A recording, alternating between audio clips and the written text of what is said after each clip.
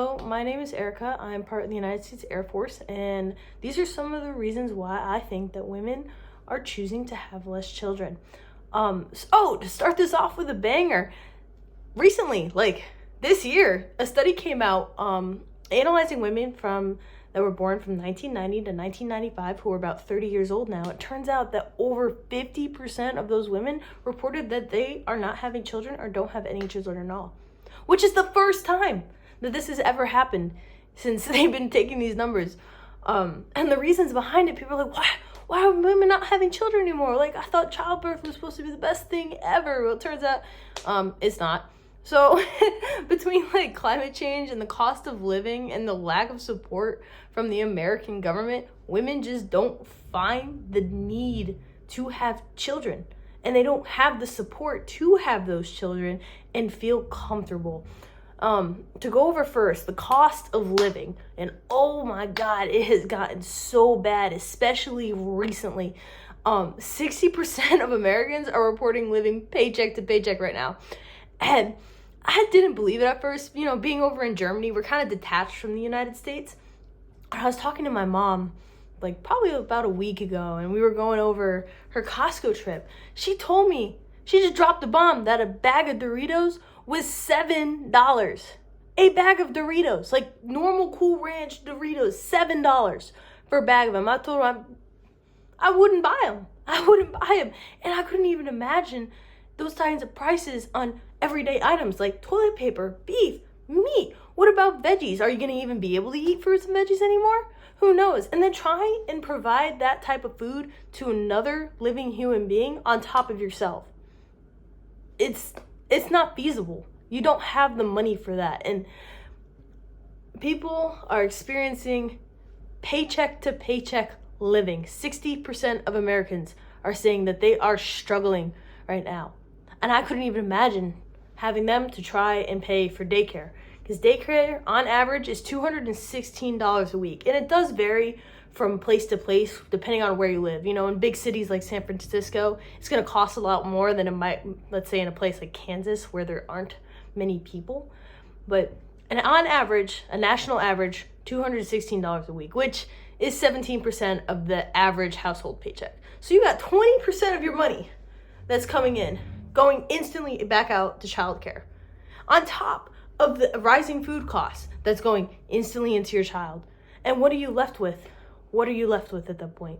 Your rent, your mortgage, maybe a car payment, maybe a loan that you took out. There's no wiggle room.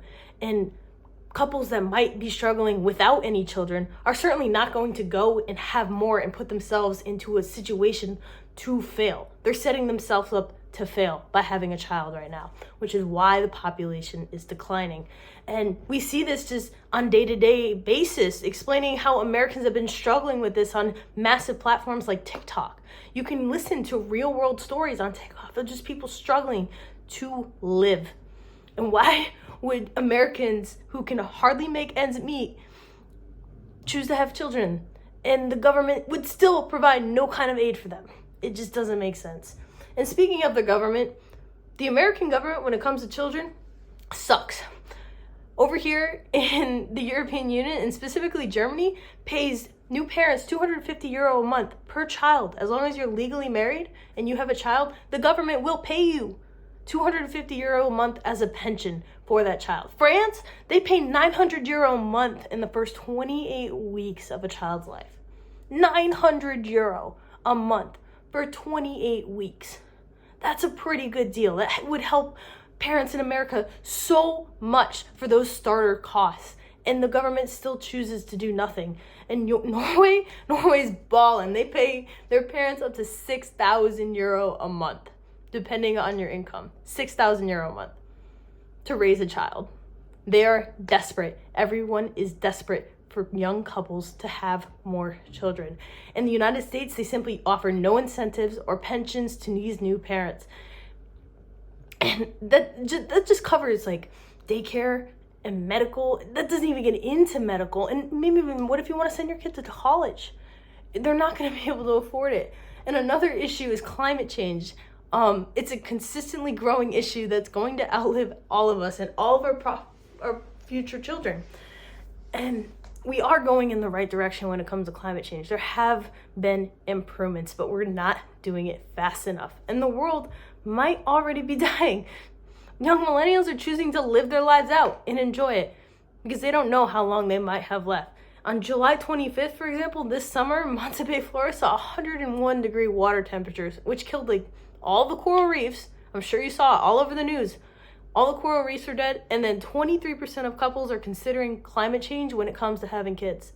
They're sitting down and having these conversations like, hey, will my kid have a planet to grow up in? Is that something you really want to be considering when having a child? Probably not. So why would you bring a life into a world that you cannot guarantee? Of course, there's pros and cons to it.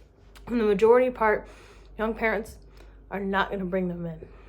And finally, we've been fed our full lives that in order to be happy in America, you need a big house, a nice car, and a couple of kids. And it's always a big house and a nice car and a couple of kids. And guess what? People are finding fulfillment in their lives in other ways. Women, for example, are choosing schooling in their businesses over starting families. And there was a statistic that came out that for every 4 years a woman spends in school, she's less likely to have one kid. So if a woman spends 8 years in college, she might not have any kids at all, just because of the time that she's investing in herself, which I don't think there should be anything wrong with that. I genuinely don't. Another big thing is just the simple lack of desire to have children. 56% of adults under 50 claim that they just don't want children, or they don't plan on having any, and that's by Pew Research did a study on that. 56%. People simply don't want children anymore. They don't want the responsibility. They enjoy having the freedom and their own money and having the choice to do what they want. And a child would bring them down from that. And 29% of them report that they just flat out regret having their kids, which is genuinely sad.